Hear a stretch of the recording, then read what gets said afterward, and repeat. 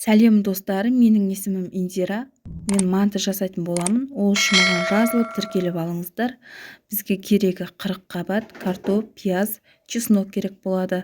Оны майда етіп тураймыз, кубиктап. Сәлем достар. Мінекей турамамды турап қойдым. Мінекей. Ішіне укроп қостым, картоп қостым, капуста, пияз қостым. Барлығын көз мөлшерімен қостым. Төменде описанияда қалдыратын боламын. Ендігі кезекте фарш қосамыз. Мінекей достар, кішкене ет асқаннан осындай құйрықтар қалып кеткен екен. Өстіп жаңағыдай торамамыздың ішіне осылай торап жерсеңіздер болады. Өте сочный, майлырақ болады. Үйде адам басы көп болғандықтан бізде осылай қылып турап жатырмын. Көптеу қылып бізде осындай сочный, майлы тағамдарды жақсы көреді. Достар, фаршымыз базардан келгенше неке қамырымды илеп қояйын дедім. Ол үшін бізге жылы су керек. Көз мөлшерімен оның барлығын астыңғыда описанияда жазатын боламын. Укроп турадым ішіне, жұмыртқа қостым. Менімен бірге болыңыздар. Ерекше рецепт. Мына жерде ұнымды илеп қойдым. Мен барлығын көз мөлшерімен істеймін.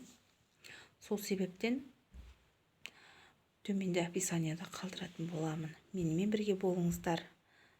Неке достар, мен қамырым илеп қойдым. Өте жұмсақ, түрі де өте әдемі болды. Өте ерекше рецепт. Өзім жаңадан шығарып жатырмын. Бұл жерде 3 зуаладай қамыр шығады. Оған қандырып жаятын боламыз. Ерекше рецепт. Сіздерде жасап көріңіздер. Мінекей 3 суала шықты менде осындай. 3 суала қамыр шықты. Енді осыны жаюға кірісеміз. Мінекей достар, мен қамырымды жайып, мантыға кескен қосап осылай кесіп алдым. Ендігі кезекте бір-бірлеп фарштарымызды салып шығамыз. Мінекей қыздар, енді айтамайым енді. Өте сочный болған, керемет. Жегенде арманда, жемегенде арманда. Өте керемет. Осылай салып түйіп шығамыз. Мінекей достар, барлығын түйіп манты қазанға салып қойдым.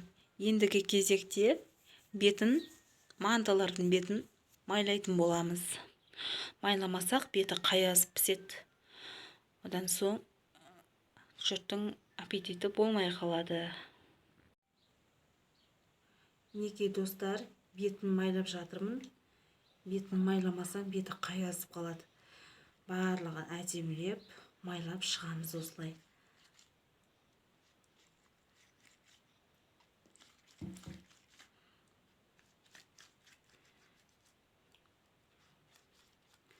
Сіздерде осылай жасап көріңіздер.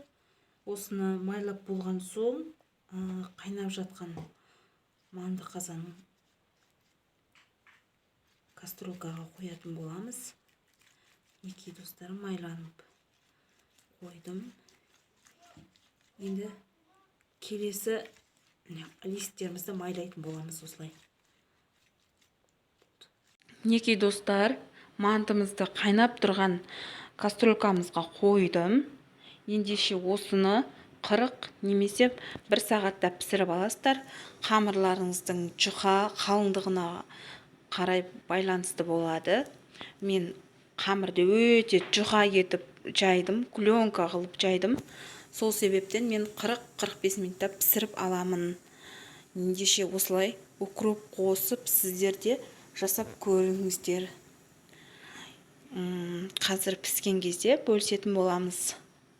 Достар, сіздерге тағы да бір лайфхакпен бөлісіп кетейін.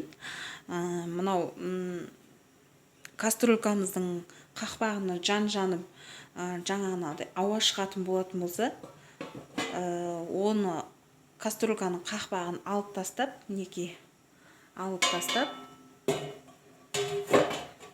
мынандай леген қойсаңыздар болады. Легенді осылай жауып қойсаңыздар, жанынан ауа шықпайды. Жанынан мүлдем ауа шықпайды. Сол кезде мантыларыңыз сочный, сулы, әдемі болып түседі.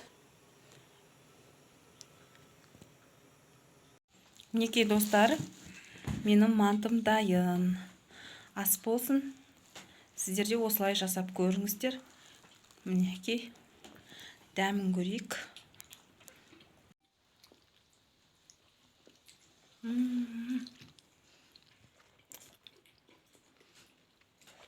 Қыздар, айтамайм енді. Керемет, сочный болған, өте дәмді. Менімен бірге болғандарыңызға рахмет. Осылай жасап көріңіздер.